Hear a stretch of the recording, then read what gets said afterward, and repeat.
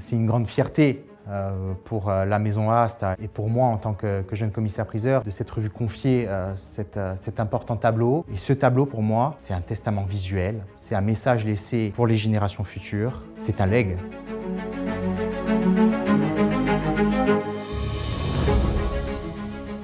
Le tableau est passé en vente 4 fois au cours du XXe siècle, 4 fois décrit comme portrait d'homme. Et le tableau aujourd'hui a heureusement retrouvé son identité. Il s'agit du portrait de Pascal Paoli. Pascal Paoli, c'est avant tout un homme des Lumières. Il faut savoir que dès 1755, il fonde une république corse avec un parlement, une justice indépendante. 10 ans plus tard, il fondera l'université de Corse. C'est un homme qui s'inscrit dans ce qu'il appelle la felicita publica, la félicité publique.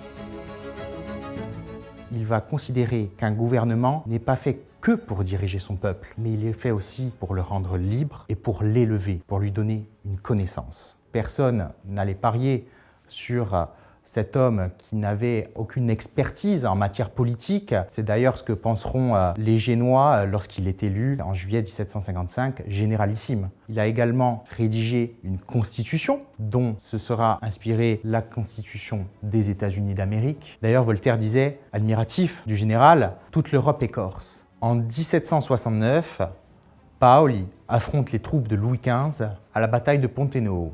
Il sera défait et sera obligé d'effectuer son premier exil en Angleterre. Il fréquentera des cercles littéraires et artistiques et se liera d'amitié notamment avec des personnages comme Samuel Johnson, le philosophe Burke ou encore James Boswell. On sait que Pascal Paoli est en lien avec toute l'aristocratie à Londres à cette époque-là. Même au cours de son deuxième exil, il continuera à fréquenter ces cercles qui l'amènent sans doute à rencontrer des peintres de renom, dont William Bichet.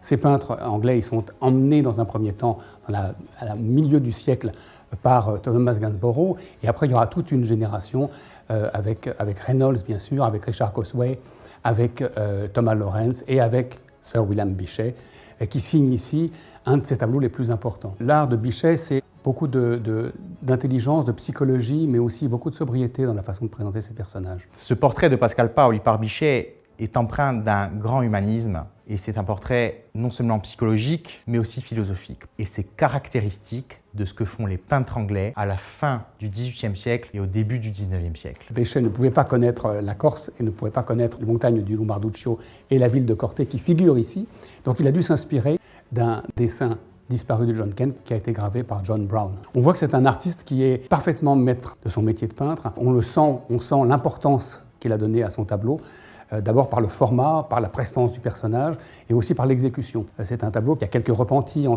voit que l'artiste a retravaillé son tableau. On sent que c'est un tableau dans lequel l'artiste a énormément donné. Il est extrêmement fier d'avoir été fait chevalier par le roi cette année-là. Il signe donc cet immense tableau qui a disparu aujourd'hui du château de Windsor, et il signe cet autre tableau d'une façon absolument magnifique. Elle n'est pas du tout discrète, la signature, elle est un petit peu ostentatoire. Il est chevalier, il le marque dans sa signature et il marque cette belle date, 1798, en chiffres romains. Pascal Paoli a un visage serein, il a une posture ancrée, il tient dans ses mains une feuille de papier, vierge peut-être, sur laquelle tout reste à écrire.